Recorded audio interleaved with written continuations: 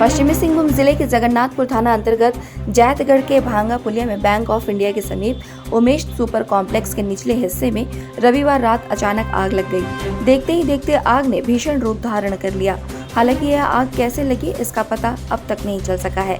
आग की लपटें देखकर घटनास्थल पर काफी संख्या में भीड़ जुट गई। स्थानीय लोगों ने बताया कि इस आगजनी में उमेश साव, जिनकी राशन की दुकान थी, उनका पूरा सामान व कुछ पैसे जलकर खाक हो गए हैं। हालांकि कितने का नुकसान हुआ है इसकी पुष्टि अभी तक नहीं हुई है।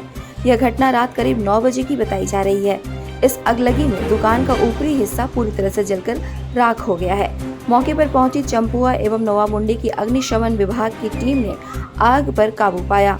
आग की लपटें इतनी तेज थी कि इसे संभालना मुश्किल हो रहा था। 2 दमकल ने काफी मशक्कत के बाद आग पर काबू पाया। स्थानीय समाज सेवी शंभू गुप्ता व अमीर हिंदुस्तानी ने भी आग बुझाने में काफी योगदान दिया।